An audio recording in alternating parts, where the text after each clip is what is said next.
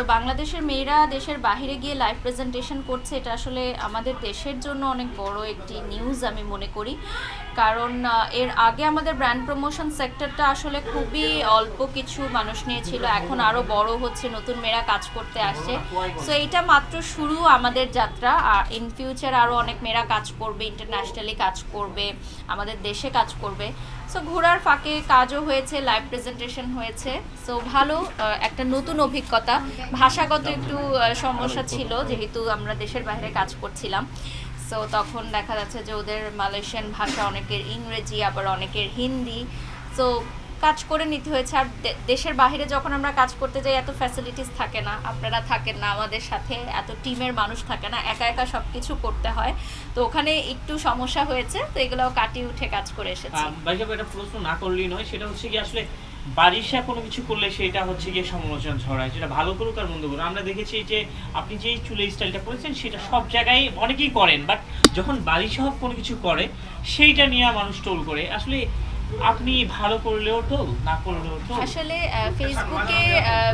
ফেসবুকে কিছু কিছু মানুষ হয়ে গেছে যাদের নামটা যদি আপনি ক্যাপশনে দেন বা যাদের ভিউটা দেন তাহলে ভিউ হয়, ডলার ইনকাম হয়।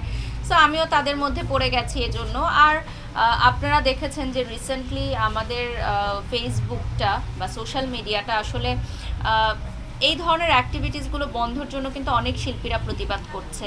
ইনফ্যাক্ট অশ্লীলতা দূরের জন্য বা অশ্লীল অঙ্গভঙ্গি যারা করছে।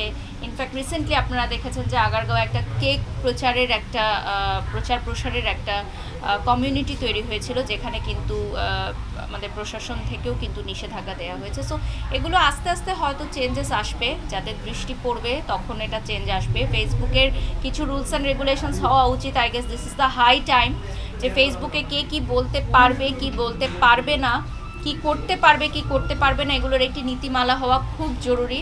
আমি তো খুবই নগণ্য একজন মানুষ, যদি আমার এই বার্তাটা কোনো ঊর্ধ্বতন কর্মকর্তার কাছে পৌঁছায় আপনাদের মাধ্যমে, তাহলে অবশ্যই আমি তাদের দৃষ্টি আকর্ষণ করব যে ফেসবুকে বা সামাজিক যোগাযোগ মাধ্যমে এখন একটা নীতিমালা হওয়া উচিত।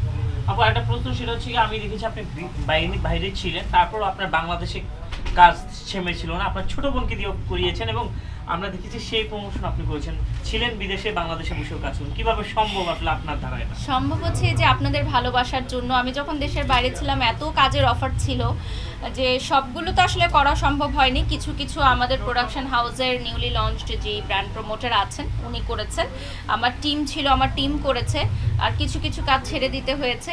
তো এটা আসলে মানুষের ভালোবাসা, এবং আসলে আমার প্ল্যানিং ছিল প্রায় 1 মাসের বেশি থাকার জন্য, কিন্তু পারিনি। কারণ বাংলাদেশ থেকে এত মানুষরা প্রতিদিন টেক্সটও ফোন করতো যে আপু আপনি কবে আসবেন, অনেক ইভেন্টস, অনেক কিছু থেমেছিল। তো আমার কাছে মনে হয়েছে আপু গোটা ইন্ডাস্ট্রি আমার জন্য আসলে অপেক্ষা করছে। আমি আসলে না বাহিরে গেলে বুঝতে পারতাম না, যদি ছুটিতে না যেতাম তাহলে বুঝতাম না যে আসলে আমাকে তারা কতটা ভালোবাসে বা রেসপেক্টের জায়গা থেকে। তো আমার কাছে মনে হয় যে মাঝে মধ্যে দূরে যাওয়া উচিত ভালোবাসাটা বোঝার জন্য। বাড়ির সহ বাইরে কমফোর্ট ফিল করে না বাংলাদেশে করে? জি, ভালো থাকার জন্য বাইরে ভালো ডেফিনেটলি বাংলাদেশ আমি খুবই মিস করি, বাংলাদেশের ভাত ডাল মিস করি, বাংলাদেশের মানুষ মিস করি। তারা আমাকে বাজে কথা বলুক আর ভালো কথা বলুক, মনে হয় যে আপন মানুষ, কোনো একটা বিপদে পড়লে কারো কাছে যেতে পারবো। That's it. আসলে বাংলাদেশে যারা থেকেছেন বা বাংলাদেশকে যারা ভালোবাসেন তাদের জন্য বিদেশে গিয়ে থাকাটা আসলে টু ডিফিকাল্ট। সত্যিকার অর্থে আমাদের দেশের মতো আতিথেয়তা আসলে অন্য কোথাওই পাওয়া যায় না। আচ্ছা আপু, আজকে যেহেতু যেখানে আসছেন উদ্বোধন করার জন্য, এখানে কি কি সুবিধা পাওয়া যাবে এই বিষয়গুলো? ওয়াটারফল মেকওভারে তো আমার আরেকটা ফটোশ্যুট হবে। আজকে তো ওপেনিং হলো, ওনাদের সাথে আমার একটা চুক্তি হয়েছে, আমরা সামনে ব্রাইডাল ফটোশ্যুট করব একটা ইনশাল্লাহ। আর আজকে তো আপনারা দেখেছেন যে একটা অফার দেওয়া হয়েছে যে ওয়াটারফল মেকওভারে যারা এসে ভিডিও বানাবে বা সার্ভিস নেবে তারা একটা কুপন পাবে, এবং সেই কুপনের ভিত্তিতে কিন্তু তারা একটা টেলিভিশন উপহার পেতে পারে। এছাড়া আরও অনেক আকর্ষণীয় পুরস্কার আছে, ডিনার সেট আছে। সেটার জন্য আমি অনেক এক্সাইটেড যে আসলে কে পেতে চলেছে। আর আমাদের নিচে সাংস্কৃতিক অনুষ্ঠান হচ্ছে, এই ঝড় বৃষ্টির মধ্যেও অনুষ্ঠান হচ্ছে, সেটা ভালো লাগছে যে সবাই এসেছে। আমাদের পুনাকের অনেক মেম্বার্সরা এসেছেন, আমাদের অনারেবল মেম্বার্সরা এসেছেন, অনেক ভাবিরা এসেছেন, ভাইরা এসেছেন। সো ভালো লাগছে, একটা মিলন মেলা হলো। আপু যেহেতু বিদেশে ঘুরে আসছেন, বিদেশের এমন কি জিনিস আপনার ভালো লাগছে, নতুন যদি একটু অভিজ্ঞতা থাকে যে এমন কিছু জিনিস আপনার মন কেড়েছে? আমার কাছে বিদেশের নিয়ম কানুন অনেক ভালো লাগে। প্রপার নিয়ম কানুনে সব কিছু চলে এবং সেখানে সবাই নিয়মটা মানতে বাধ্য হয়। যেমন আমরা বাঙালিরাও বাংলাদেশে নিয়ম না মানলেও বিদেশে গিয়ে কিন্তু নিয়ম মানি, ঠিক আছে? এটা কিন্তু সত্য। যারা আপনারা বিদেশে ট্রাভেল করেছেন তারা আমার সাথে একমত হবেন যে আমরা দেশে একটা চিপসের প্যাকেট ফেলে দিল, আমরা দেশের বাইরে কিন্তু সেটা রেখে দেই যে কোথায় বিন আছে ওখানে গিয়ে ফেলবো। সো এটা হচ্ছে মেনটেন। আমরাও কিন্তু ওখানে গেলে নিয়মের শাসনে বদলে যাই। তো আমার কাছে মনে হয় যে আমার দেশটাও এরকম একদিন উন্নত হবে, এটাই স্বপ্ন আমরা দেখি। নতুন বাংলাদেশ একদিন নতুনভাবে গড়ে উঠবে।